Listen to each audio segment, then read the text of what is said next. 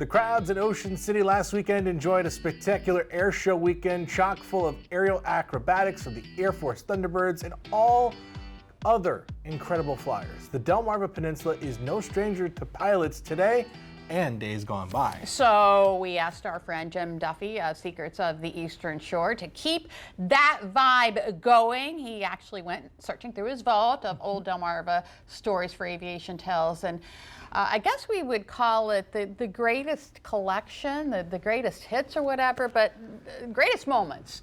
Greatest moments. But not all those moments are great, are they? Not all those moments are No, great. There's no. a couple of crashes in our future. Oh, okay. So, well, I'm excited to hear about this one. 1929, when a very special pilot made a stop in a little town called Hebron. Hebron, believe it or not. There used to be an airport in Hebron. It was only there for like 3 years, 1928 to 1930. It was kind of between Hebron and Mardella Springs. Okay. Amelia Earhart landed there. No. On a fall day in 1929, just before the Great Depression. She was giving a talk to the Salisbury Rotary Club. Really? Now, it's hard to describe how big a celebrity Amelia Earhart was. So think about celebrities today. What celebrity would come to give a talk or whatever in Salisbury that would cause them to basically shut down the town, have a giant motorcade, let the kids out of school? Yeah. There's nobody out there. That's how big a celebrity she was. Maybe Michael, if Michael Jordan did it. Maybe. I think that's the only one that I could. They don't shut down Ocean City when he comes to do the fishing. No, business, they don't. right? No, you're right. Okay. That's huge.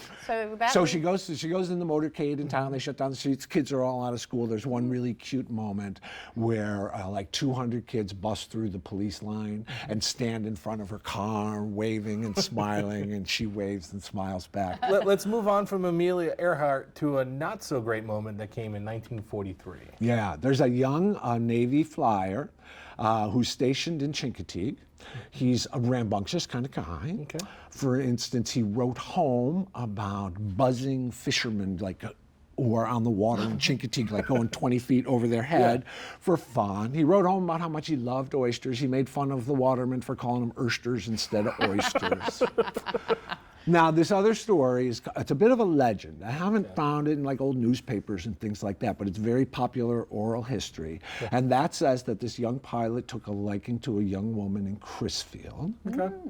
And that in order to impress her, he buzzed her house while she was sitting out on the front porch, like several times, 2 or 3 times. But according to the oral legend, the problem was there was a circus in town. And he spooked the elephants, and they started running around everywhere.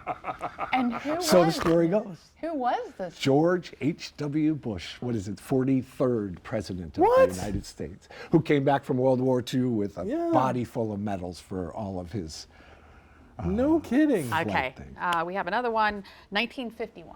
1951. So there's an old lighthouse that's not there anymore, Holland Island Bar Light. It leads the way into Tangier Sound.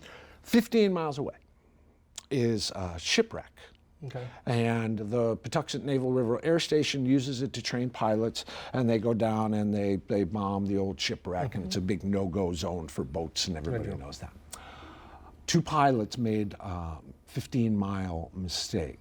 There are 2 19-year-old kids painting the lighthouse. There's nobody else on the lighthouse. When these 2 Navy bombers somehow mistake the lighthouse for the shipwreck and start bombing the lighthouse. Now, thankfully, the bombs are not live, but they're still very heavy and impressive. So they hit the water, they ruin all of their beautiful paint job. It like splashes up mud from the shallow Chesapeake Bay all up into the lighthouse. The kids sprint inside, they get on the radio, we're under attack, we're under attack. Can you imagine? It's like it's like peacetime. Right. Like, what does it feel like on the other thing? Okay, so we have like very little time left. You have one more, 1965. A guy is flying from Philadelphia, where he watched the Army-Navy game, down to Norfolk. His engine flames out. He gets on the radio, does whatever he has to do, ends up ejecting himself. The plane crashes into the woods. He lands on the beach. That was John McCain, the senator from Arizona, and Republican presidential candidate, and he too came back from Vietnam with all those medals. Oh my goodness. So George H. and You know, brushes with greatness, crashes with greatness. Crashes with greatness. Crashes with greatness. Jim, as always, thank you so you, Jim. much. Thank you. Very, very Always fun. fascinating.